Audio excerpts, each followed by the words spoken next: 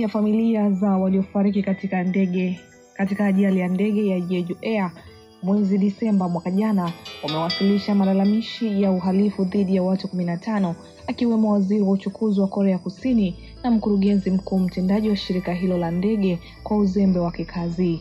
Ndugu wa watu 72 ambao wameaga dunia wanataka uchunguzi wa kina ufanyike kuhusu ajali hiyo ambayo imesababisha vifo vya watu 179 kati ya watu 181 waliokuwa ndani ya ndege hiyo na kuifanya kuwa ajali mbaya zaidi ya ndege nchini humo. Ndugu hao wamesema ajali hiyo haikuwa ya kawaida tu, bali wanadai kuwa ni janga kubwa la raia ambalo limesababishwa na usimamizi mbaya wa hatari zinazoweza kuzuilika. Takribani miezi 5 sasa, mamlaka bado inachunguza kile ambacho huenda kimesababishwa na ndege hiyo kuanguka katika uwanja wa ndege wa kimataifa wa Muan na kisha kuwaka moto.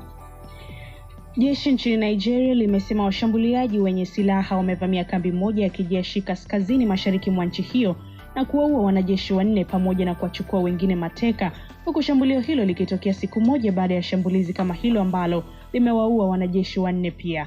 Afisa mmoja wa kijeshi ameliambia shirika la habari la AFP kwamba wanamgambo wa kundi linalojiita Dola la Kiislamu tawi la magharibi mwa Afrika ISWAP wamevamia kambi ya kijeshi ya Ran mapema alfajiri katika jimbo la Borno karibu na mpaka wa Cameroon.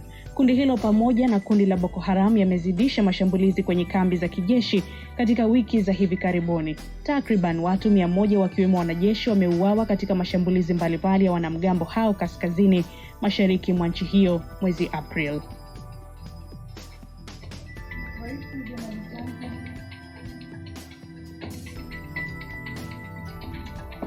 Rais Donald Trump amesema leo anajitolea kwenda nchini Uturuki kwa mazungumzo ya kumaliza vita vya Ukraine, akiwa na mwenzake wa Urusi Vladimir Putin kuwa na yeye atajitokeza katika mkutano huo. Rais wa Marekani ambaye anaendelea na ziara yake ya siku 4 huko Mashariki ya Kati amesema leo kwamba anajitolea kwenda nchini Uturuki kwa mazungumzo ya kumaliza vita na Ukraine akiwa na mwenzake wa Urusi Vladimir Putin. Trump amewaambia hayo waandishi wa habari wakati alipokuwa akisafiri kwa ndege ya kutoka Saudi Arabia kuelekea Qatar, ambapo amefanya mazungumzo na utawala wa nchini Qatar. Alipoingia madarakani mwanzoni mwa mwaka huu, Trump aliahidi kumaliza mzozo huo, lakini mpaka sasa jitihada zake bado zimegonga mwamba na Urusi imepuuza mpango ulioungwa mkono na Ukraine kusitisha mapigano kwa siku 30.